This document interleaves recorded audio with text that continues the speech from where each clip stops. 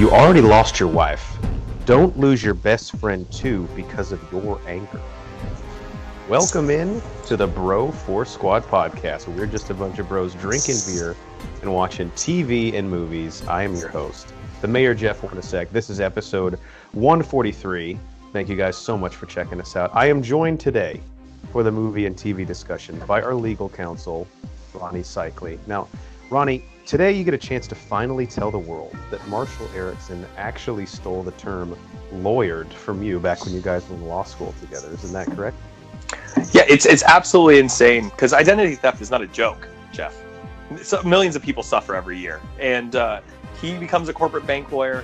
I'm a corporate bank lawyer. I like to sing. Now he likes to sing. The similarities are endless, and I don't like it. It's like, get your own life, bro, you know? Yeah. I'm living mine, you live yours. I think George Costanza has really copied me in a lot of ways. Our physique, first off. It's the summer of Jeff. Independent Jeff. There's actually a band, this is a bit of a detour, but a band that an old Texas Rangers play-by-play announcer started called Independent George. That's fantastic. It's like the coolest band name. Yes. All right. Well, if you have not listened to our show before, we start every episode off with the most important thing in any bro's life, and that is chest day.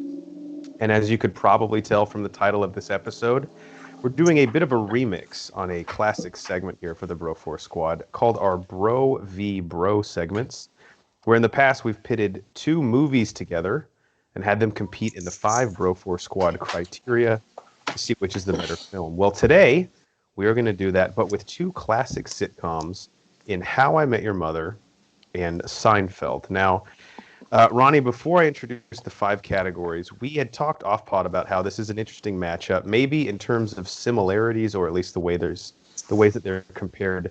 How I Met Your Mother and Friends would have been a better comparison. But tell the people why we chose to go with Seinfeld over Friends, which, again, many more similarities to the Himian setup. Yeah, it's a combination of, we both, I think, find Friends extremely overrated, and I know that will put a lot of feelings out there because the people who love Friends fucking love Friends, and they don't like hearing any ill will to it. I myself have watched the entirety of Friends, and can sit here and tell you that, while it had its moments, and I understand what the impact it had on pop culture, it didn't have that connection. And I think it was kind of just like very slapstick type comedy. So like you said, it's surface level. It is very similar to How I Met Your Mother in a 1,000 ways. I know there's been a lot of articles written about it. So I think it's been done to death. And I think we're going to have something a little more fun comparing two sitcoms that are very different in ways, but also had a lot of, big fan bases. And from my perspective, I just have not seen enough of Friends to accurately compare it. If you want me to compare them, I'll just probably give How I Met Your Mother the point in all 5 categories. Which yeah, it wouldn't be a fun conversation if we did How I Met Your Mother versus Friends. It would be a slaughter. Right, and I think it is interesting the dichotomy of Seinfeld and How I Met Your Mother, both their impacts on the sitcom world and the way they affected things that came after them, and really the way that they approached just the whole medium of the sitcom in such incredibly different ways. Yeah. Seinfeld was almost poking fun at the concept of doing a weekly show. Really. It's like you wondered if they wanted to be there. Right. And that's a compliment. So the way this works, we have 5 criteria, which we will each award a point to whichever sitcom we think comes out ahead in that criteria. And since 5 times 2, being the 2 of us, equals 10, if it does end in a 5-5 tie, we will turn it over to the people's voice in a Twitter poll that will be posted as this episode is released. So it may end up coming down to you at home. Sorry, Friends will not be included in the poll. Although all the Friends stands probably just are like, fuck these guys, and already clicked out. We're going to be canceled. Yeah, for just not liking Friends. How dare they? The 5 criteria are the cast or the performances, the overall story, our favorite episode or best episode, where we will say, is the best episode of How I Met Your Mother better than the best episode of Seinfeld? The series rewatchability, and then the lasting impact of the show are the 5 criteria. So Ronnie, we'll toss it to you first in the acting and cast. And I have to say, for both of these, some sitcoms and really like Friends, for example, parlayed to much bigger careers for Hmm. two of their stars. I think Courtney Cox and Jennifer Aniston. I think both of these shows, for the most part, this might be close to, if not the greatest thing that all of these actors or comedians have ever done in their life.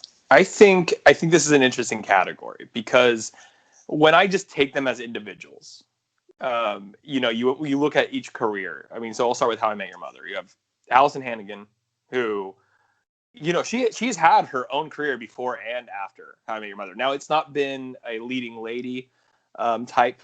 She's never the focus of, she's never the main character in a story. She's always there though. She's always around. And, we can talk about Buffy, Vampire Slayer, and American Pie, and obviously what leading into How I Met Your Mother.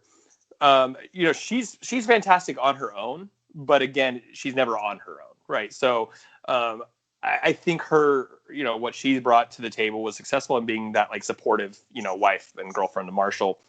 And then It you is. have, Sorry, real quick. It's interesting with her because when she was cast in the show, at the time I was like, that's kind of a big get. yeah.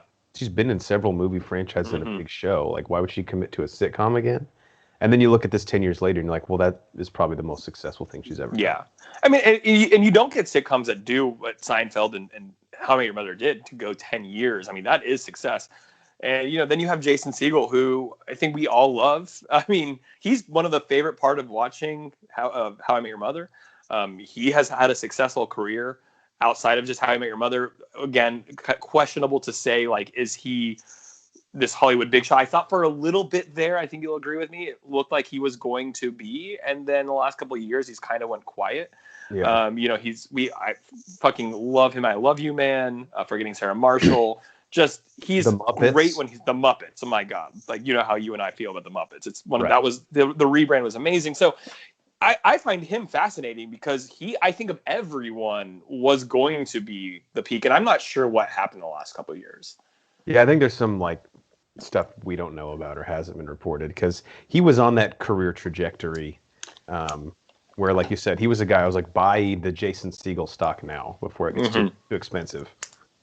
Yep, absolutely. And then you have Josh Radnor, who is Josh Radnor. He's, in terms of his success in and out of How You Met Mother, you're right. It's probably the best thing he's done. He doesn't want to do mainstream movies. As if you want to look up Josh Radnor, and people can have opinions on him, he wants to be in indie films. He wants to do off Broadway. Like, he just doesn't want to be in mainstream. And he has a not very high opinion of people who revere his character of Ted Mosby in the show. Speaking of, I don't know, I meant to text you about this. He tweeted about How I Met Your Mother, like a joke about it. Like how it's cool now, like, the Office people always tweet about The Office, Yeah. You'll get them commenting on Twitter to each other. It was surprising. I saw that, like, he tweeted about How I Met Your Mother in a really endearing way. And I'm like, maybe he's finally getting over the fact that he got sick of it. Maybe he's appreciating it more. Hope. I love that if they can, find, get the game back together. But the life of an actor to me is so interesting because it is incredible how quickly you go from a starving actor or actress looking for work to someone who is so annoyed and really over any reverence you get for something you've done. Like to being, I think there is a lot of Josh Radnor in his character. They're from Ohio, and I think Carter Bass and Craig Thomas did a lot of mirroring, like especially with Kobe Smulders and Robin. Yeah. But the pretentious aspect of Ted is one that I think will always resonate with me as like very accurate when you see Josh. Yeah. The Renaissance fair. Yeah. And then of course we'll finish it off with Neil Patrick Harris, who I think is kind of just a legend in his own way. He, again, kind of like Jason Segel, maybe could be a little more famous than he is. But obviously starting with Doogie Howser being the, kid actor star. But he does a lot of Broadway. He does a lot of, again, not really not your typical famous actor. So I think, what he is a really good actor in what he does. I just don't know if he feels the urge to take that next step. And then obviously Kobe Smulders, who I know you can talk about this more extensively on her work with, the Avengers and that in the Marvel universe. But, I think I expected, she's not getting as much, attention either. They all kind of peaked, like you said. Yeah. Kobe Smulders, I think had. I mean, obviously she was able to latch onto a big franchise in the MCU, so that's provided her decent work. She's always good in everything she sees, but I liked her show Stumptown, but she's one of those people too where it's like when you don't strike while the iron's hot directly after your show, I kind of where you sort of fade into maybe not oblivion or obscurity. That's too hyperbolic, but like all this. She's like a 30-something, very attractive, very capable actress in Hollywood. There's just a lot of those. Yeah, there's nothing that stands out about her. I would actually say she's the weakest of the five in How I Met Your Mother. Yeah. In just terms of like, it's just, she is probably just playing herself for the most part. And I didn't, even when watching the Avengers, I'm like, okay, you could put literally anyone to her role and I wouldn't feel like it would change anything. Right. All right. So now on to the cast of Seinfeld. Of course, we have the titular Jerry Seinfeld playing some iteration of himself. I think over the years, especially throughout the show, Jerry is the character who probably changed or grew the least, maybe. But I guess that's sort of the thing with all these characters. Because Did any of them grow? It's him. Yeah. So what was your thoughts on how Jerry essentially played, I guess, a version of himself throughout the course of I guess it's the easiest gig, right? Like, you're a comedian and you get to play yourself. I would love to do that. I would love to get paid to be myself. Jerry, I think in terms of acting, I mean, if he plays anything in any movies or shows, he's playing himself, literally. Like he'll just be a cameo actor. He's not, I don't know if he ever has had the urge to become an actual actor. He gets by on doing his comedy. I mean, I can sit here and tell you that I actually don't find Jerry Seinfeld's stand-up funny, but I find the show Seinfeld probably one of my favorite shows of all time. I mean, it's literally, I've never laughed harder than I watch Seinfeld. So I'm not exactly sure who Jerry Seinfeld is though, because how do I like that humor so much, but not his stand-up? And I think a lot of that you can give to Larry David too. But yeah, Jerry Seinfeld, I mean, he's never going to be anything else but Jerry. Right. For better or worse. My favorite character in Seinfeld is Elaine Bennis, played by Julia Louis-Dreyfus. Yeah. And I might argue she's probably top 2 out of all of these cast lists combined. So what are your thoughts on Elaine? Fucking love her. She's a queen, man. Like she's all. I love her physical comedy in Seinfeld is fantastic. It's kind of underrated. It's not really talked about as much. She's always doing something to someone. Like if you're watching, she's always pushing people and punching them. And her and George's dad's dynamic is just awesome. But I think she has had, again, kind of like Allison Hannigan, just been in a lot of stuff, but not the focal point until we got to Veep on HBO. Yeah. And if you've never watched Veep, it's absolutely amazing. It's essentially the idea that Sarah Palin would have become vice president, what that would have been like. And she's an amazing actress in the show. She is just a brilliant comedian. But really, outside of those two things, Seinfeld will always be what she's known for, I think. But I think she's had a successful enough career as an individual, more so than most of these people. I have always just found this inherent comedy in the fact that Elaine is hanging out with the 3 guys that she hangs out with in this show. Why is she with these dudes? Speaking of the 3 dudes, I mean, Jason Alexander as George Costanza, who, I'll be honest, I've kind of cooled on him as a character over the years. When I go back and rewatch the show, I'm like, George is just a little too much at times. A little too depressing. Right. What's so funny is that, so I've heard, I don't know if you've ever heard this, I've actually heard Jason Alexander is a phenomenal actor who has just been so typecast by Seinfeld. He has been unable to do any type of work he actually wants to do. To the point to that's right. Yeah. He's the antagonist. I guess it really drove him crazy to a point to maybe similar to Josh Radnor and Jason Segel, where they didn't really want to talk about How I Met Your Mother, that he at some point later in the career just hated George, just hated playing this character because it fucked his career. He still does stuff and you'll see him randomly. But from what I have heard and read online is that they would all literally say he was the best actor of all of them. But because he was so good at playing this fucking loser, it just ruined any chance to become bigger. So I don't know about that. He is good in everything I've seen him. But supposedly he has range that we'll never get to see. The sitcom world is such a double-edged sword because you always want work as an actor, and the residuals and the royalties will literally set you up for Mm-hmm. life from the show. But a lot of times you cannot escape it because you Yeah. essentially play the same person over 100 hours of, the medium and sometimes 10 years, and that becomes you. And that happens to, and I understand. Well, people are like, well, if you're a good actor, you'll get work. It's not the problem is the studios don't think he can do probably a role. Is that they don't think audience members want to go see him Right. in a serious role. It's why, like, the few times like Jim Carrey's gone, dark, or they do a good job, or Jason Bateman's gone dark. Like it's not easy, and it takes a little bit of adjustment. These actors are capable of it, but for the audience is the one that you have to convince to go do it. So I mean, yeah, hope maybe if that's the case, maybe it's been 23 years now that it's been off the air, and I feel like it might be past now for him, unfortunately. I mean, we can come up with a ton of examples from like Ashton Kutcher. I just can't disassociate him from Mike Kelso. He's trying to play Steve Jobs, and I'm like, but you're not, dude.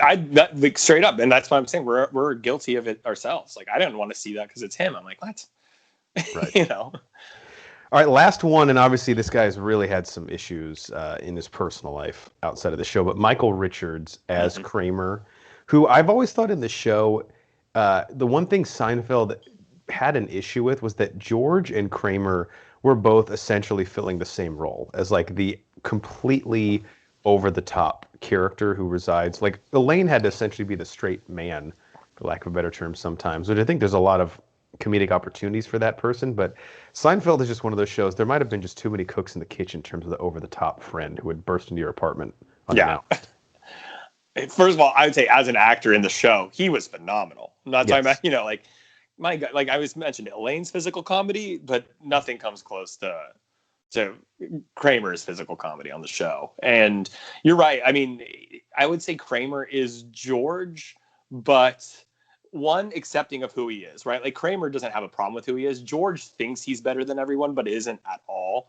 Right. Like George is this terrible person. Like he's a loser to the nth degree, and he knows it, but he still acts like he's better than people.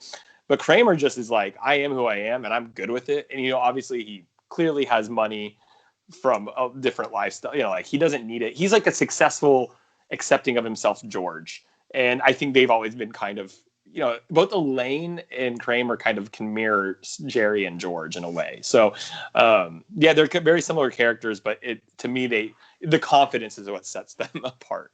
Yeah, I agree. All right, last thing before we award our point for the acting and cast, I think it should almost just be a whole category of the ancillary characters. So all the other characters that pop up throughout the shows, between How I Met Your Mother and Seinfeld, who would you give the edge to there, or maybe really just who are the characters that stand out to you most outside of the main cast? Gosh, there's so many. Seinfeld did such a good job of making iconic one-episode characters. Mm-hmm. Like the soup Nazi. I mean, you literally, it's one episode, and he feels like he's part of the show. Then you can talk about like George's parents. Like I fucking love Jordan's parents. And that cast and everything, and I just, and How I Met Your Mother does a great job. Like each girlfriend of Ted's almost gets a whole season devoted to them. Yeah. But I would say who stands out, it would be the Seinfeld extra, because they don't have to make that much of an appearance. And we'll get to the finale. I mean, the finale was bringing back these characters, right? Like that was almost the point of the Seinfeld finale. Right. And I think because those characters were so impactful. So, I mean, Newman, my God, like, you could just hear Jerry saying Newman. And so I might lean that way. How do you feel?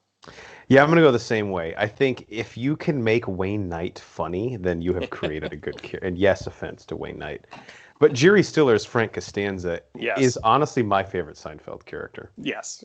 I mean, he's iconic to me. And actually, the hardest moments I've laughed at Seinfeld are because of him. And How I Met Your Mother has some strong ancillary characters. Like, I don't know if you'd count Bob Saget as the narrator, but Wayne Brady as Barney's brother James is great in the show. Ted's girlfriends all have varying degrees of likability and dislikability. Like Sarah Chalke as Stella. And Karen. Right. Ashley Williams as Victoria is maybe my favorite of Ted's Mm-hmm. girlfriends. Um, but none of those guys really hold a candle in my mind to Jerry Stiller as Frank Costanza. No, Although now that I'm thinking about it, you know who is close is Joe Manganiello as Brad. I love, yeah, Brad. He's just not in it. Calla lilies are my favorite flower. I don't know how you knew that. The zucchini bread is redonk. All right, cycling. So now the important part, and this is probably one that I figured we'd talk about the longest because it essentially is what the show is comprised of. But who do you award your point to for the acting and cast? Seinfeld or How I Met Your Mother?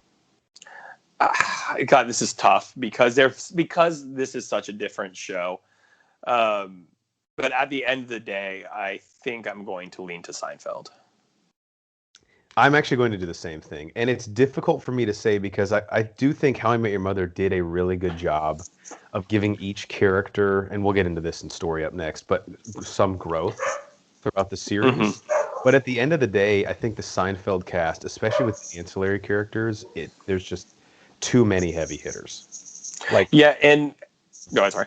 I was just gonna say, like, again, Jerry Stiller alone, he might even be like third favorite if you put him on a list of like the regulars from How I Met Your Mother for me. Yeah, and again, in terms of the acting was fine in both. I mean, How I Met Your Mother, but you call this slanderization. It's what happens to a show that goes on too long, that their characters kind of reinvented themselves, and we can talk about like Ted especially. We'll get into that story. You know, like Ted becomes a very different person in the 6th, 7th season. You know, and Right. and I don't even say it's gross. So I mean, Seinfeld, I will say, they are who they are and they're consistent about it. Like, and so the characters don't change. Well, we'll get into that too about Kramer in the first season. But yeah, I just think at the end of the day, Seinfeld's overall cast is more iconic and will stand the test of time. I agree. All right, so Seinfeld is up 2-0. The next category is the story, which is going to be difficult because Seinfeld's whole point is that it really doesn't have a story.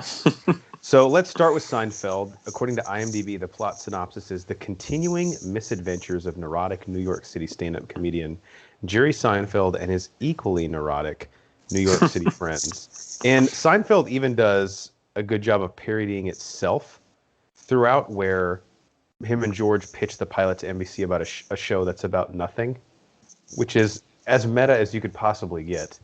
A show written by Jerry Seinfeld about Seinfeld that's then written about Jerry Seinfeld writing a show about Seinfeld. On Seinfeld. It's like 3 layers. No. So what do you think of the, I guess, quote-unquote story of Seinfeld, or maybe just the balls to really pitch a show and maintain it throughout 8 or 9 seasons where there is no story? You like, have to give trying credit. To grow characters. Yeah, you have to give credit to NBC on taking a risk on this, because it literally would make no sense. And I do, like you said, the meta aspect when they were pitching it in NBC in the show, and they're all like, it's a show about nothing. What? That doesn't make any sense. And it takes years for them to even get a pilot on the show. It's one of those things that you can talk about. Like, you can literally say this was the first to do it. You know, you can't say that about How I Met Your Mother. You can't say that about Friends. You can't say that about a lot of things. And it works in an age where in the early 90s, where we didn't have the technology to be able to record shows, you didn't need this continuity. You could just come in, watch 25 minutes of these characters being assholes and laugh your ass off and miss the next 5 weeks and get to do it again. Right. Because you knew you weren't missing out on anything. So, I give credit to them. I love the concept, and it's tried to been done maybe once or twice since then, and it's not easy to do. No, I do think there is something to be said about the lack of investment or commitment that they ask a viewer of Seinfeld to have in an episode, and how it's just so turnkey to turn on an episode, not know what's going on, and appreciate it for what it is, because there isn't anything going on. And that's how our lives are a lot of times, yeah. Right? It's like we find humor in the really mundane. Like it's revolutionary. They did an entire episode in the waiting room of a restaurant. Mm-hmm. Like that's crazy to me, because I mean it's a great episode, fucking hilarious. But again, for an executives to not pass on it. I mean, to be able to convince, hey, we're going to do 23 minutes of us standing in a Chinese restaurant and not getting Waiting seated. for a table, right? Waiting for a table. I mean, it was ballsy and it worked because it could have failed miserably fast. Right. So Seinfeld definitely gets points for its creativity, and like you said, some shows that have sort of tried to copy this through. I think maybe It's Always Sunny is probably the best example of one that's done, and that one is just so much more ridiculous. Seinfeld it's like on Seinfeld crack. on steroids or crack, yeah, basically. But its characters, there are a lot of similarities, I think, in the way they act. But the premise is one that is so polarizing that, again, to make the show last as long as it did is pretty impressive. All right, How I Met Your Mother's plot synopsis, according to IMDb, is a father recounts to his children through a series of flashbacks the journey he and his 4 best friends took leading up to him meeting their mother. And Ronnie, I think the thing that I will always appreciate and love about How I Met Your Mother is, to my knowledge, there has never been a show with this framing device where the narrator is an unreliable narrator for sure, but telling a story 30 years or was it 20 years in the future? Yeah, 20. It was 2030, I think, is when he's telling the story. Okay. And so 25, 26 years. Yeah. Yeah, telling the story 25 years in the future leading up to it, and obviously the runway that they've built up and not quite knowing where characters are in quote unquote present day was just something that week to week just made it so interesting as these big milestones were happening in the characters' lives. Yeah, I think it's an easy thing to just say How I Met Your Mother is no different than Friends or other type of sitcoms like that. Because when you just break off the idea that it's just about 5 friends living in New York, upper 20s, lower 30s, young professionals starting their life together, you take out that superficial surface level. How I Met Your Mother did something extremely unique like Seinfeld, because like Seinfeld was able to succeed because it didn't have any continuity. How I Met Your Mother took a massive risk because most sitcoms don't really have a vast story. Like, they have individual stories in the season. They'll have stories maybe in a 3-episode arc.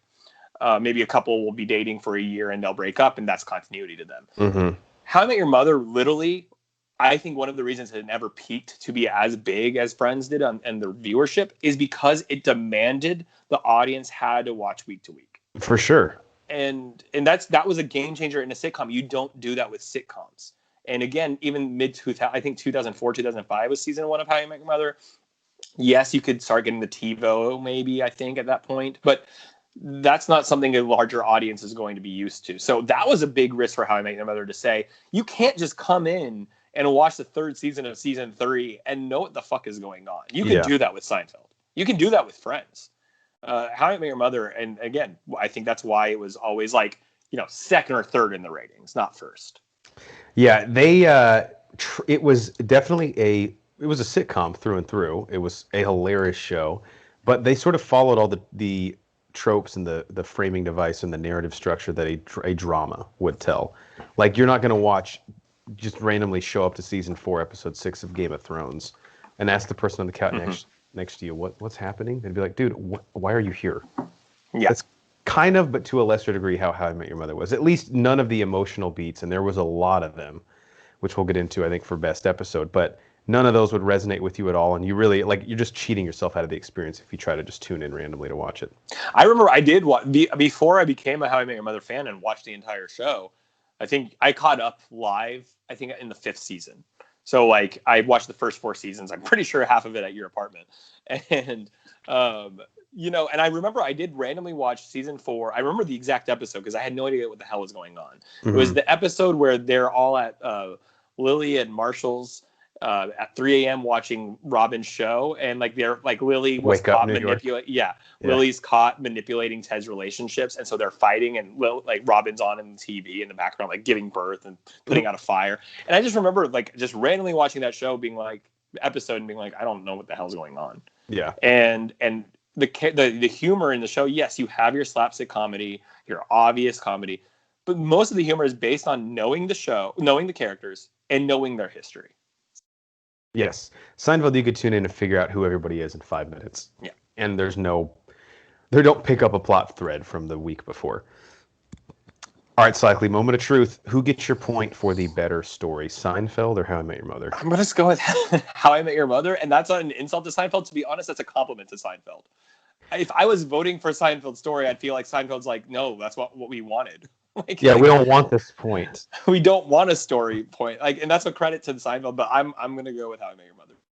I'm gonna do the exact same thing. Yeah, and I think it's just because the dramatic inserts into the comedic structure of How I Met Your Mother are just incredible, and like to get you so invested in sitcom characters in a real way. Like, yeah, the Friends people say like, oh, when Ross and Rachel got together, I'd be like, which time? Like, come on. How I Met Your Mother's key emotional beats are really very rarely rooted. They are there, but so little of it is rooted on like the relationship of the week or something like that. Yeah, absolutely. It's real strength. All right, this is going to be a really tough one, but the best episode from each show. So here, you and I just each have to decide what we think the best episode from each series is, and of those two, which one is better. So, Cycly, I don't know if you've had time to think about this, but you probably already know for How I Met Your Mother. Seinfeld, I think, is a little bit tougher as I've been looking at these. It is tough because I don't know when Seinfeld peaks, there's so many up there. I'm gonna go with the contest for Seinfeld. Yeah. What do a you lot think? of people have that as their number one episode. I think that has to be it. It's just iconic, you know. I just if you don't know Seinfeld and you really want to just get Seinfeld, just watch that one episode. You find out everything about who everyone is really quickly in that episode. I mean, it's so fucking good.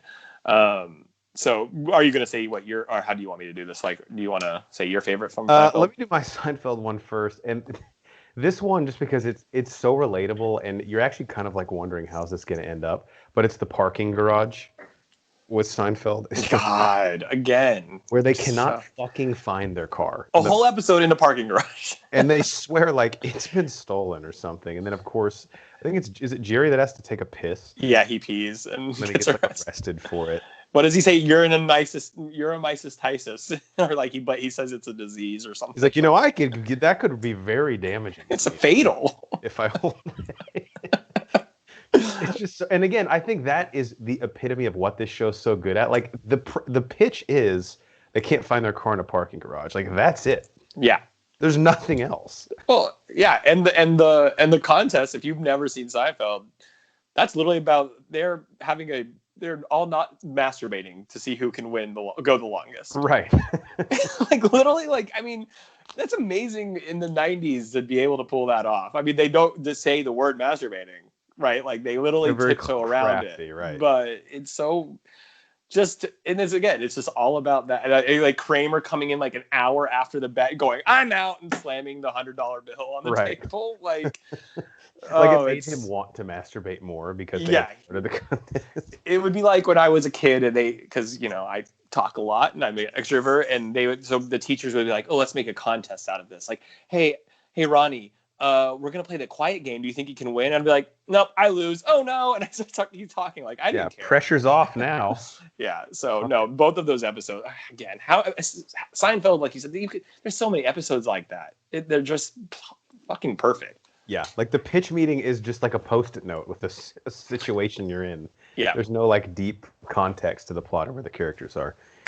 All right, How I Met Your Mother. What's your favorite episode? I know we have a lot of the same ones here. Yeah, I'm probably gonna go with Slap Bet because it's not just that episode. What it sets up for the entire story and the entire show. That episode has a little bit of everything. We get Robin Sparkles. We get the origination of the Slap Bet. I mean, there's so much that the show relies on from this one episode. And yes, it's fucking hilarious. But again, kind of what we talked about, the story and continuity, this episode is key to understand the future of what happens to these characters. Yes. Yeah, and the Robin Sparkles introduction was like iconic as well. Let's go to the mall. My God, it's so good. Just to be clear, you want to go to the mall today. I'm going to go with Bad News, the season 6, episode 13 episode. And I won't spoil this for you if you guys haven't seen it in a long time, or if you're listening to this like, oh, I didn't make it through one of these shows, I want to go back and watch it. But One thing about this episode, Cycly, that I know you and I love stuff like this, is there's a countdown happening in the Hmm. background of every scene. I think it might start with I 30, think 50. I just watched 50. it. Okay. I watched it like 2 days ago. Yeah. Okay. Yeah. So there's something in the background, like let's say there's a scene where they're at a restaurant, the menu might have 50 on it, and then when it cuts away, Barney might have like a shirt on with the number 49, Yeah. something, and it counts Yeah. down to something at the end of the episode. And to me, this was just it just showed you how Carter Bays and Craig Thomas were playing chess, and the rest of us are playing checkers. Well, and this won't give anything away, but Jason Segel's character Marshall, he didn't know Oh, really? the reveal, so that Interesting. reaction is genuine when he finds out what he finds out. Wow. So bad news. Go check it out. Season 6, episode 13. But before you check it out, I mean, obviously, especially the way How I Met Your Mother set up, I would watch the All of series it. at that point because it'll resonate a lot better. Yeah. All right. So who does your point go to? I'm going to go to Seinfeld. I can't not go to Seinfeld on this. I think, again, at the end of the day, their episodes, what they were able to do, I think I would take the contest over slap bet. It's a tough one, but I think Seinfeld pulls it out. Yeah, I hate to keep kind of harping on this, but the fact that they're able to make something so great out of something so simple is really incredible. I just have to go with Bad News, just because the way it affected me still to this day. And now that you kind of know the countdown is happening, when you go back and rewatch it, you're just like your heart is getting in a knot. Yeah. Knowing what's about to happen. Yeah. All right, so we have a tie at 3-3. And cycling now, we are moving into our rewatchability. So this is essentially, I know we've rewatched both these shows several times, and you're currently on probably your like 5th rewatch of How I Met Your Mother. So which of these shows holds up better, or do you think is more enjoyable going back through it?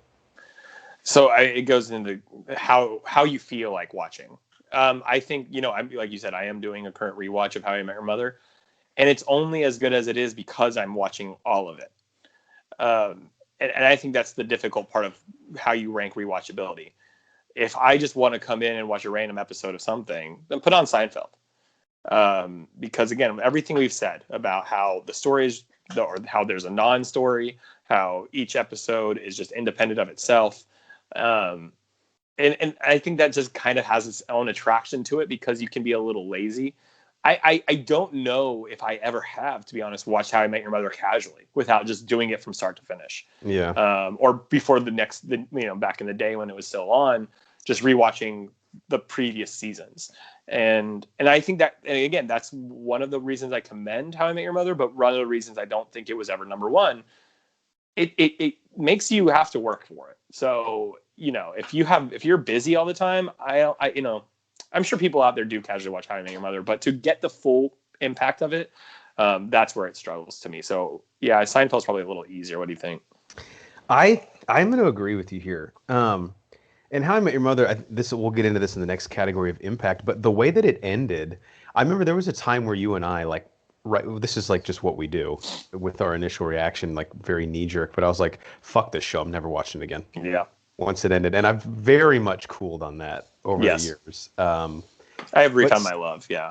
But again, Seinfeld wasn't trying to throw a Hail Mary. It was content with like a 3 or 4 yard rush. And as a result of that, you can dive in at any point and probably get a laugh out of it. I will say for the casual fan, like if you're just a fan of comedy in general and you were to watch one of these 2 episodes, even knowing that you need to be probably caught up in terms of continuity to fully appreciate How I Met Your Mother, there's probably a better chance you'll laugh at a random episode of How I Met Your Mother versus Seinfeld.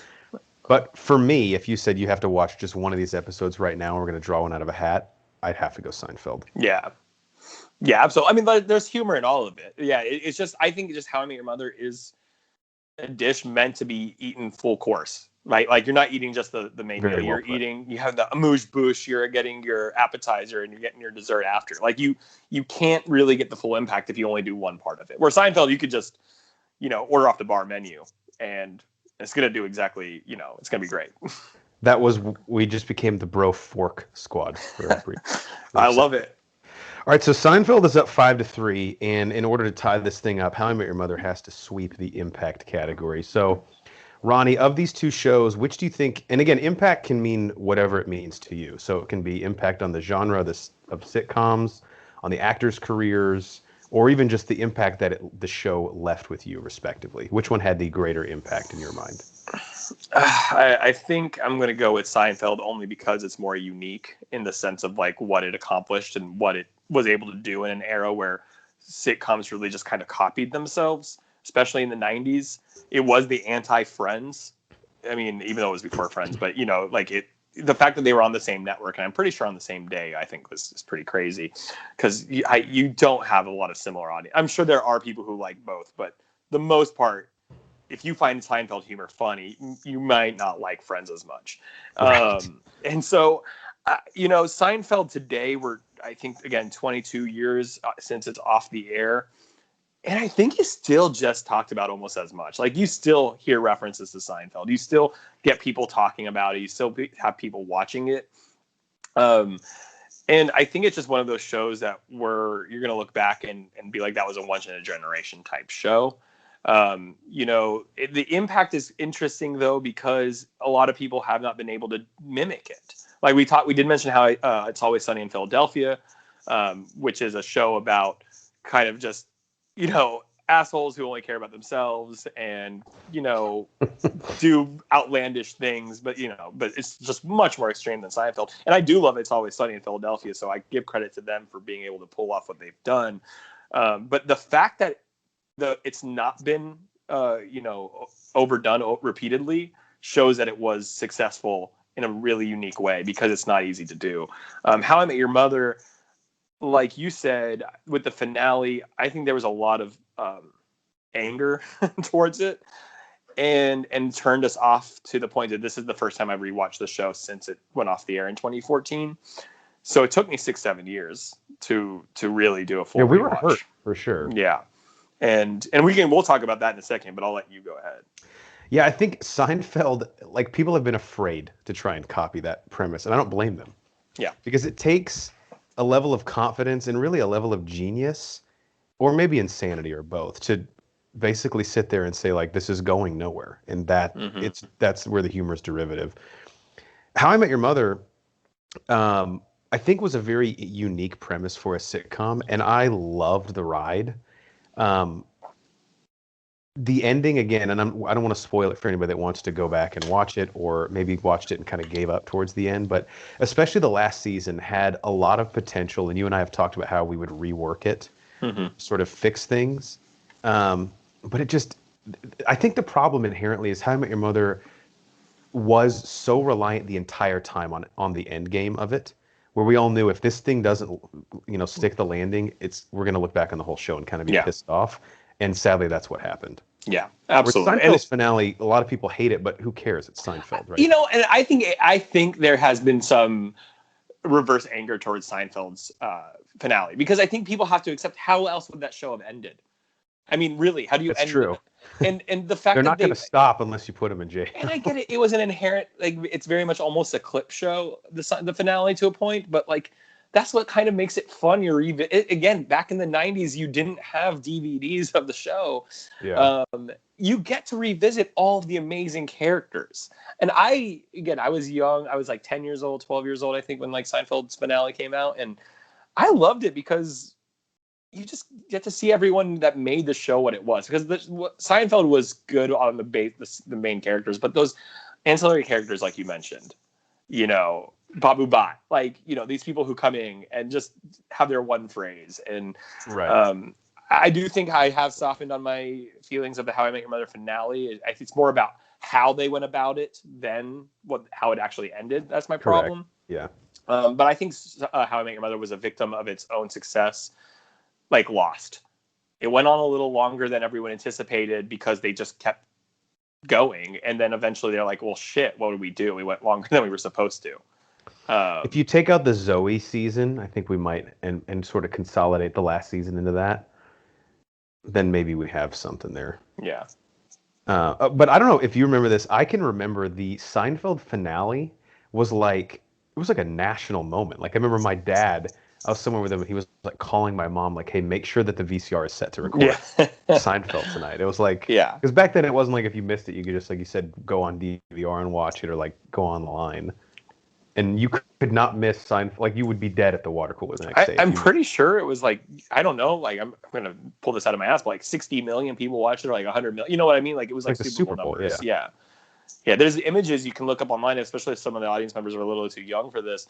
You can go look at not Madison Square Garden, at Times Square. There was a crowd watching it in Oh, Times really? Square. Yeah, That's on the big screen. So it was a universal event, the finale of Seinfeld.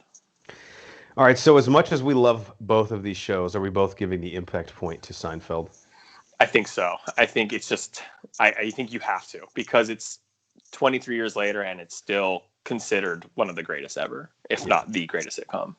So with those 2 points, I got to say I'm a little shocked. Seinfeld wins 7-3 over How I Met Your Mother. I think that's respectable. I think How I Met Your Mother did a lot of things well, but it will never be considered, one of the best sitcoms ever. I think it is for us personally, but I think in terms of what it brought to the genre, it stands on its own, but it's not iconic. Yeah, I agree. It definitely has both of these shows. I think are for how unique they each are is what makes both of them so great. But the tail of the tape is, I think rewatchability is maybe the most important category here because Seinfeld started in 1989 and it's still syndicated on TBS. Like, is there a single show that's 20, That's almost, wild. I guess 31, 32 years from its inception that you can think is still on TV and not on TV land? Yeah, that's what I was gonna say. I mean, I Love Lucy was on Nick at Night, like shit like that, right? Like you literally have it only for a specific audience at times. It's still on, like you said, on TBS in the middle of the day. And by the way, if you're looking for a great Twitter, I don't know if you know this Twitter account, Ronnie. It's called Modern Day Yes, Seinfeld, so good. and they tweet like ideas for like what a modern day episode of Seinfeld would be. It is fucking genius. Sometimes Yeah. I think you run that account, actually. I wish I was that brilliant. George in modern age would be just perfect. Oh my god, imagine him on like a dating app or something. Yeah. It'd be crazy. Oh, that'd be so All right, good. well, if you're listening at home and you agree or disagree with us, comment below if you're on YouTube or tweet at us at Broforce Squad. And this is the first one as far as a TV show matchup we've done with a Bro v Bro. So if there's any others you'd like us to do, we're very interested. The issue is just have we both seen the entire show? Although I am about to finish Modern Family, so I could. That's an impressive feat. Even the writers of Modern Family haven't seen all of Modern Family. Yeah, they're like, is it good? What happens? All right, on to the second part of our show, and this should go a little quicker since there's only two of us today, but it is our protein shake, where we go around and talk about what's in our cup, also known as what have we watched lately. Ronnie, I got 5 things. What have you seen? I got 3. Cool. Did you see the Britney Spears documentary? Yes. Okay, cool. Let's talk about that one. Framing Britney Spears. Is it a New York Times presents on Hulu? Is that how you say it? Yes. Yeah. All right. Well, we're big, obviously, Backstreet Boys fans. They have a song with Britney now called Matches. So, of course, we have to give her our attention. What did you think of this documentary? A lot of the story I have known or at least heard in the more recent years, but I'm really interested to get your take as a lawyer. It's pretty fascinating in a really sad way. Like you said, I had known a lot about this. And first of all, the first thing I took out of the documentary was NSYNC sucks. I mean, Backstreet Boys are better. I think that was what they were trying to convey. That to me is the real message here. Yeah. It's funny. You look at these child singers and actors, and you think they have this amazing life, and then you watch stuff like this, and then you're like, dude, they're in their own prison and they're being controlled by everyone. And you remember the song as you and I performed at talent show Lucky? That has a whole different meaning now to it. Yes. If you ever think you want to be a celebrity, just watch one clip of the way the paparazzi treats these people. God, yeah, it's absolutely sad, and so like the conservatorship, and I just think there hasn't been a lot of case law on it, which is what makes this so fascinating. Then that's one of the reasons like why she's still stuck in it, because there's not precedence. And it's crazy to me that like a human being can't go up to a judge and be like, I don't want this, I'm of sound mind, and that's not enough.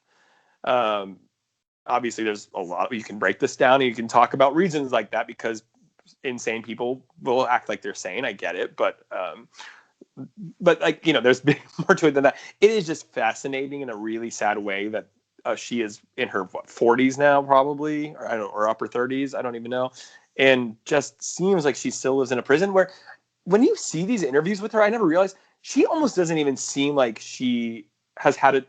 She has had such an abnormal life that like she's so removed from society, and it's kind of fucked with her. Yeah, she seems like emotionally numb to everything. I always think of the Barbara Walters clip with her, where she referenced it, and this is like a horrible journalistic tactic. I hate when people do this, but they'll throw, they'll hide under the guise of like someone else said this about Yeah, you. How do you feel about that? When really like they want to get a reaction. yeah, And she says a parent said like the way you're dressing, how am I supposed to explain that to my daughter? And Brittany, instead of having like an honest emotion of like, fuck that mom, it's not my job to raise your kids, she's like, oh no, and kind of starts crying. And I'm like, it's not your responsibility to make up for this yeah. mother's shortcomings, but she just feels this like weight of the world on her shoulders, which is so unfair. Yeah, and you realize like everything she's being told to do, like her music, her clothes, her dancing, everything is just being instructed to her. Like I don't think she's ever been able to just make any decision for herself, and No. it was pretty rough because I'm sure we all got a kick out of it in 2007 when she had her meltdown and shaved her head, and we were all laughing at it. Of And, course, they show like all the late night hosts are making fun of her, and we were right there, yeah, the joke. yeah, and it's just like you really forget that these are real human beings. And again, if you took anything else out of it, it's that NSYNC are Justin Timberlake can go to hell. Am I right? BSB. 100%. I mean, he should have been in jail already for that all denim outfit that he wore. Sick enough he's walking the streets. The last thing I'll say, and again, maybe you and I can have a much longer drunk off-pod conversation about this from your legal standpoint, but I'm just confused how someone can be in a conservatorship and then autonomously on their own make like $40 million a year, but not have the social capability to take care of themselves. Like, which is it? Well, she's not in charge of that money. That's what's insane. That's what I'm saying. How is she incapable of functioning on her own, yet she's also capable of independently generating all this money for herself? Because the courts look at it in a situation like if she didn't have this conservatorship, that's why she's being successful. That's why she's making $40 million. It's protecting her. It's working, right? Like that's the insane approach to this. Because that logic would imply that the only way to get out of the conservatorship is to fail at life and have a miserable breakdown. Yeah. So if they cut her off and make her free, the conservatorship, her dad and those lawyers are arguing that she will suffer. She will no longer be a success. She won't be able to perform. Right. And it's really in her best interest. And it's just crazy. Yeah. Like it's a paradox and you can't get out. If you live well, then it's because of the conservatorship. Yes. And if you fail at life, you need the conservatorship. Yeah. There's no way out. And I think it's scary because then that can happen to anyone. I mean, it only happened because of her breakdown that this happened in the first place. And that was how she was able to get custody. She signed her rights away because she wanted to be around her children. And it seems like, maybe she'll never get out of it. It's wild. I will say this is one to keep an eye on, though, because sadly, like once these things get some sort of a media firestorm or a social media firestorm, action is taken, and I believe, I'll have to look it up, but as of the recording of this, I think there was some more legal action that was taking place. I just don't know exactly what. It's getting better for her, it's looking like, but I think there's going to be a big decision next month. Jeez. The person who was going to represent her, and the whole conflict of interest on who picks her legal representation is a whole nother It's absurd. But that guy's sitting there, and he's like one of the most composed people I've ever seen. He's like doing his best to articulately say, "This is a very fucked up situation." Yeah. Dude, like the fact that she didn't even know, like she might for the documentary, like she might not even knew what was happening. And they reached out to her, and they wouldn't. Like that's a prison, man. It's pretty sad. Always love Britney, like love that kind of love poppy stuff, music from the 90s, early 2000s, but you just don't want to see that happen to any human being, no matter who they are. Last thing before we move on, do you think that her Instagram videos are like decoded or coded messages for help? Or is that people just like, we're looking way too much into this? I don't know if Britney has the mental capability to do that. So a simple no would have sufficed. Yeah, I think she's just probably like, to her, using Instagram is her a little bit of freedom, Yeah. Yeah, some of the stuff they're looking at is like a big time stretch. I'm like, what? And that's not an insult to Brittany, who is sitting there like, okay, I'm going to come up with all these codes. Like I think that's just oversimple. There's actually like a bunch of people out there that have those for different celebrities. Like there was one where they said Howie Mandel was being like held captive.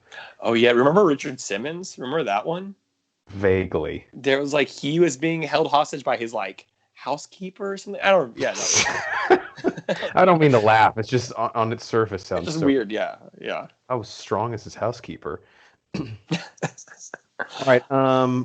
Another thing I watched for Valentine's Day was To All the Boys, Always and Forever on Netflix. I'm sure you've heard of this, the Netflix trilogy of To All the Boys movies. There's To All the Boys, P.S. I Love You, To All the Boys. I can't remember. There's three of them. Based on a book series, Lana Condor and Noah Centino are in it. And normally I shit on Netflix's original movies because the vast majority of them are just trash, kind of produced in mass quantities to fill a content quota. But there's something redeeming about these movies that I like. And I wouldn't even say they're romantic comedies because there's really like no attempt at humor in them. I will say it is kind of impressive that they were able to make three movies about one couple in high school and keep it interesting. And at no point is there like any cheating or like any, like they don't go for like the cheap way out, I would say. I have to check it out. Yeah. Did you cry a little? You can. No. It's a safe place. I didn't cry. It wasn't crying. It's not what I would call it. But again, with all movies, just go into this knowing what it is. Like, it's not going to be. And when I tell you the movie I watch next, it's not going to be that movie. It's not a great film, but they're fun and they're harmless watches with your significant other. What do you got, Ronnie? I don't know if you guys have already talked about this on the pod, but I watched The Little Things on HBO. If you guys have already talked about it, I'll just say something quick about it. Very overrated. I was a little disappointed with it. Right? I mean, maybe it's just because of the cast. I was expecting more.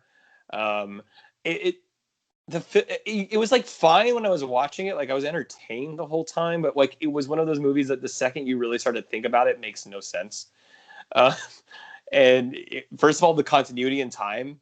Like it's a movie made in set in the early 90s, but then I'm pretty sure they forgot that it was set in the 90s because they were modern everything. Right. And I'm like, what? And I read online that the movie was originally going to be released in the 90s and it got put on hold. And it just seemed like someone didn't convey that to the director. And it was, like I said, if you go in maybe with lower expectations, you could enjoy it a little more. But there were so many things the characters did that I thought were so dumb and make no sense. The whole time I'm watching it, I'm like, why isn't this Yes. And it should be better. I thought Remy Malek was horrible in it. It seemed like he didn't want to be there. It's just, I don't know. It just seemed like there was something missing from the entire thing. He was definitely the weakest of the three, which I mean, the few things I've seen him, he's been a great actor. So I'm like, is he a good actor? Now I'm confused. I will say it's already nominated for a 2021 Brosker in the category, just because I'm looking at the sheet. The 2 a.m. drunk text asking you up for a movie that's very desperate for Oscar recognition. Yeah. I think they just went on that because of the cast. And Jared Leto, just too much Jared Letoing in it. Like his characters walk. I'm like, dude, can we just not do this one time? Yeah, like the movie tried too hard. He just has to add so much stupid extra shit to his performances. Yeah, and like Remy Malek's character, like him getting in the car with Jared Leto's character at the end. Yeah, a lot of dumb character choices. You wouldn't do that. That's not a thing. Of course, he waits till the one time when Denzel goes to get coffee and like a 12-hour stakeout. Yeah. And why wouldn't they fucking go break into his house when he's at the strip club for 12 hours? That's just disrespectful. And why wouldn't they, why didn't Rami Malek meet Jared Leto at the cafe? Also, creepiest thing Jared Leto's character did the whole movie was go to the strip club and just order a ginger ale to go. Yeah, no, I'm not going to stay long. The bartender's like, this is a fucking bar. I don't have to-go cups for you. Dude, yeah. Like I said, movie, when you're watching it, you're not really thinking about it. You're just trying to enjoy the movie. And then afterwards, you sit and you're like, that was dumb. So, disappointed by that one. But if you lower your expectations. Despite all that, I mean, Denzel's still Denzel in it. He's great, I thought. Yeah. I will say this. You forget that he's aging. I was like, man, Denzel got old, and I didn't realize he's like 66. I was like, fuck, you're just so used to Denzel being Yeah. Denzel, I'm like, when did he get old? Well, fortunately now we have his son, so it's like we'll always have a Washington That's right. to represent us. I Um, watched actually for the first time The Shining. Now, I text you this and you mhm. were understandably shocked I hadn't seen it before. I'm going back through some of the classics as we put together our Broforce Squad, each member's top 100 movies for our 5-year anniversary this September. And I'd read the book The Shining and I loved the book.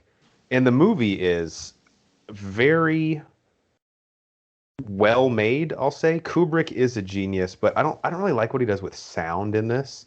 There's a lot of like loud ambiance and like the score I really didn't like. Um, but just watching Jack Nicholson in this role is like it's a feast for thine eyes, really. I do think though that the book does a really good job of building this tension and fear through his past alcoholism, and the movie just sort of throws him right into like these uh, imaginative or like imaginary scenarios that he's in, and he like all of a sudden turns psycho. So there's not the slow build, Hmm. but once they light the match, the whole thing fucking blows up in a pretty epic way. Another problem though, and this is my own fault in the internet's, but the last shot of the movie has become like an internet meme. So it Especially for the really last week. exactly. So it kind of loses like all of its punch and effectiveness because it does not elicit the emotion it's supposed to. And it's not the movie's fault. It's Twitter's fault. Someone left the air conditioner running out here. Yeah, exactly. I shouldn't be laughing at this, but I am. I'm like, oh, maybe I'm fucked up. I don't know. Yeah. All right, what else you got? Okay, I binge watched the Hotel Cecil on Netflix. It's 4 episode true crime. It's about a like 20-year-old girl from Canada who comes down to California and wants to just kind of go on a road trip. And she stops in By LA herself? by herself. Yeah. And she stops in LA. She gets this hotel, a cheap hotel in downtown LA called Hotel Cecil. And then she goes missing and they don't find her for a few months. And it's essentially, it became a one of those massive internet stories where people were trying to fill this mystery. There's a creepy video of her on the security camera at the hotel, and she's behaving really erratically. She's in the elevator freaking out. It looks like she's hiding from someone. She keeps peering on the other side of the elevator, but you don't see anyone else. The elevator is not working. And then that's the last you ever see of her. Does she And walk so out of the elevator? yeah, she walks out of the elevator and you never see her again. And she's declared missing. And basically the documentary takes two approaches. It's like focusing on what happened to her. Actually three. On her. The other portion is the hotel itself. The Hotel Cecil was a hotel in downtown LA, like built in the 20s, like right before the Depression. And so it's had like there were a lot of suicides there. And once the Depression happened, it was a lot of like homeless housing. It's right next to Skid Row now, current day. And so the hotel has this like haunted past of so many murders, rapes, suicides. And so there's another approach to the documentary, like, is this hotel haunted kind of thing? And then there's the third approach and final approach, which is like looking at the internet and what people online are doing as internet sleuths and the trouble it can get people into. And so Mm. people are, thinking they're doing their own mystery solving. And they're like, they accuse people, real people, of doing the murder. And it like hurts real people's like in life. And Yeah. Just um, irresponsibly based on something they yeah. found online. And then it goes into all these conspiracies. It was this, it was that. And then, to the point to when you find out the real answer, it's almost not satisfying. These people don't want to believe it because it had to be this person. It had to be that. It's 4 episodes. My wife really didn't like it as much. I thought it's easy to binge. I thought it was interesting enough. And there's some ridiculous aspects to it. Like the real story is pretty disgusting. So it's one of those, if you like true crime and you have nothing to do, I'd recommend it.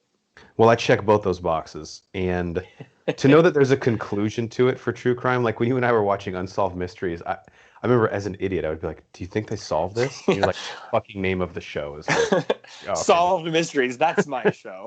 But this one actually was solved. Wait, what?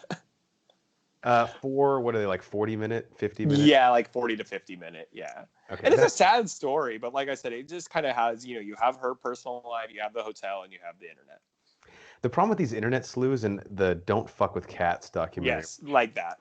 we talked about. These people become more determined to prove their theory correct than actually finding justice. Yeah.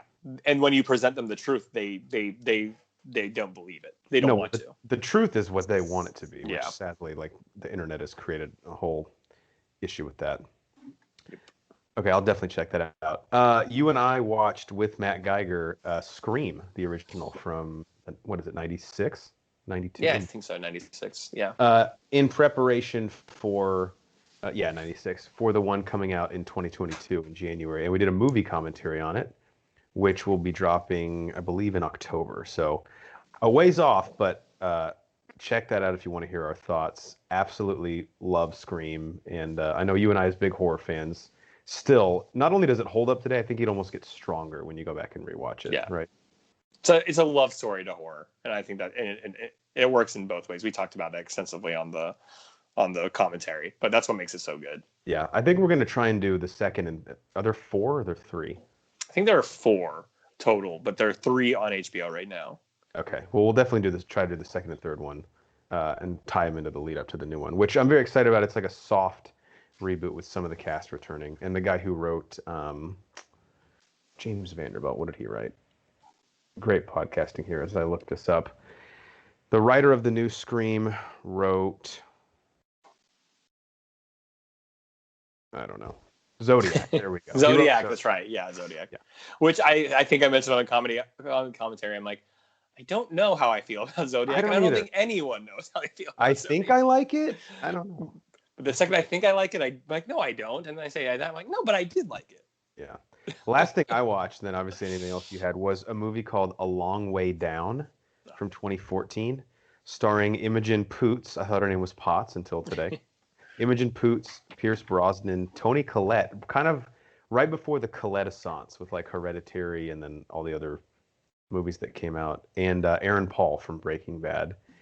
And it's I guess you could say a dramedy, but maybe less on the comedy side. It's about 4 strangers who meet on a rooftop in London on New Year's Eve because they all have independent plans of actually committing suicide. But as they meet on the roof, they sort of collectively talk themselves out of doing it and make a pact to try and at least not kill themselves until the next major holiday, which is Valentine's Day.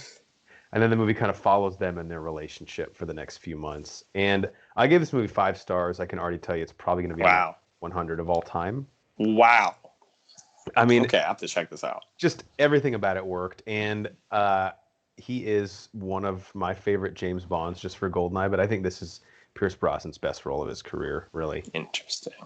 He plays a disgraced TV talk show host who had an affair with a girl who was 17 and he didn't know she was underage. And so his whole life has kind of sucked since then, and that's his reason for wanting to kill himself.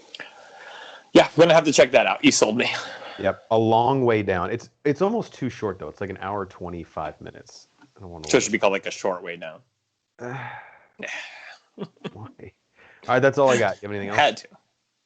I was just going to make a little plug for The Muppet Show, the original Muppet Show. Just started watching that because it just got added to Disney Plus like a couple days ago, which is, you and I love The Muppets. We talked a little about the Jason Segel earlier, restarting it a few years ago, but I just watched the first 3 episodes. I mean, it started in 1976, which is wild. And how long did it run?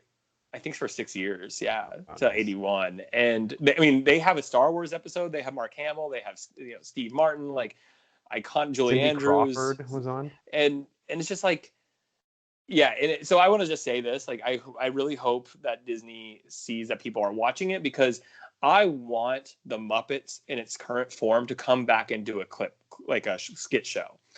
I think if they did a 30-minute, like once a week or, once, would be so good. Because that's when the Muppets were the best, is when they were literally an SNL just with Yep. Muppets and Pigs in Space and shit like that. Like that, it is so good. So I'm really excited they did this. A lot of people have been nervous since Disney bought the Muppets. Like, what are they doing with it? So hopefully, go watch the Muppets if you never got into them, because their humor, it's kind of like we talked about, like this dry British type, like it's not for everybody, but if it's for you, you will just love it. So yeah, go watch the Muppet Show on Disney. It's time to start the music. It's time to light the lights, Ronnie. God, you get me. I'm going to check that. I didn't know it was already up. Yeah, I got so excited. I'm kind of wondering what took them so long to put it up there. I don't know like how licensing works with some, like maybe some of this stuff was owned by someone else. It just seems like Disney is just sitting on their hands with Muppets. Like they bought it and then they're like, well, what do we do with it? Yeah. But there's at least an audience of 2. Yeah. And Jason Segel, 3. Yeah. All right, that brings us to the last part of our show. And since Banner's not here to announce the segment with his high-pitched bird noise, I'll just do it in my normal voice. And it's our Do You Even Lift Bruh segment, where we ask a question that we leave you with to end the episode. And today's question, Ronnie, it's no secret that video game movies have historically sucked hardcore. This past week, the Mortal Kombat trailer dropped for Justin Lin's reboot. He, of course, did season 2 of True Detective, and in my opinion, the only good Fast and Furious is. And we have to ask, does this trailer give you any hope, or is the video game genre forever doomed to be full of letdowns and horrific installments? Now, Mortal Kombat, again, the game, I still don't know how you make a fucking movie out of it. But this trailer looks like it's poking fun at itself a little bit. It doesn't think it's going to be good in the way that the original one did from the 90s, but it also is taking a hard R approach, and they're not pulling punches, pun intended, with the special effects. So what are your thoughts on the Mortal Kombat? I really like the trailer. I mean, it's easy to get sold on a trailer and disappointed from a movie, because trailers, you can just make any movie look good if you edit it right. I do like, it seems like there's a little bit more of a serious approach.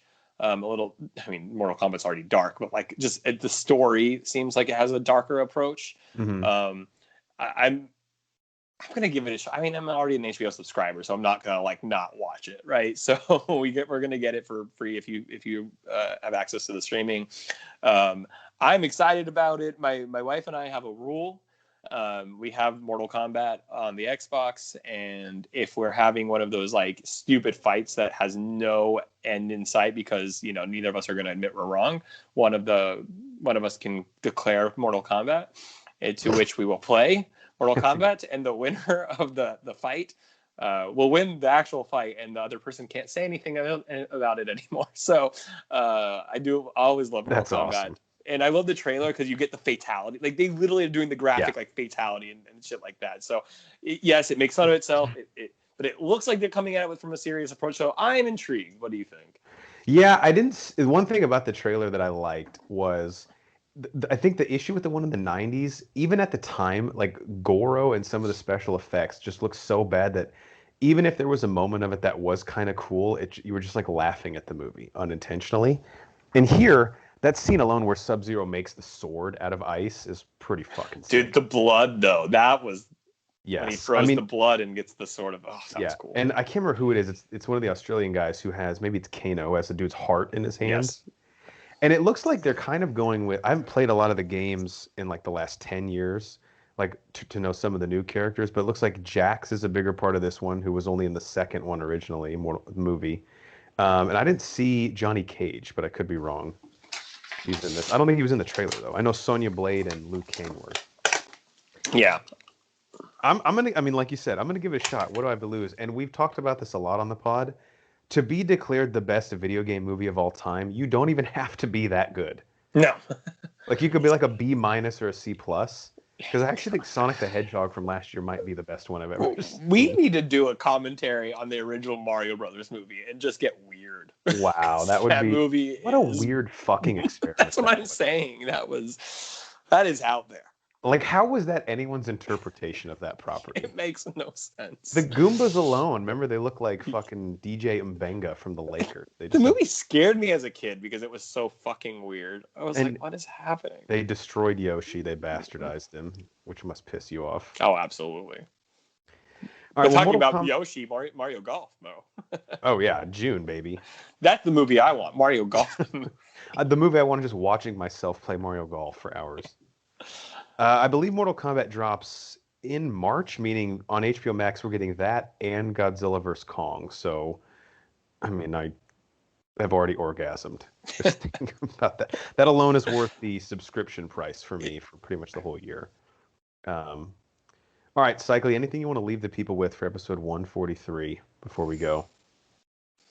Just hug your moms. Hug your mom. Is that going to be your thing now? Banner has Yeah. pull over for emergency vehicles. Geiger has freeze your eggs, and Cycly says hug your mom. Hug your mom. Give her a call, guys. Come on. When was the last time you called your mom? Go call your mom. I guess it can't hurt. That's good advice. Well, I can't top that. So, on that note, that is our legal counsel, Ronnie Cycly, and I'm the mayor, Jeff Hornacek, and we are the Bro Force Squad podcast. Thank you guys so much for checking us out. Follow us on Twitter at Bro Force Squad. You can find us on Letterboxd, Apple Podcasts, Spotify, and YouTube. Type in Bro Force Squad as 3 separate words. Check out everything on our website, broforcesquad.com. Till next time, we need to go find that yellow umbrella. Spoilers. I was going to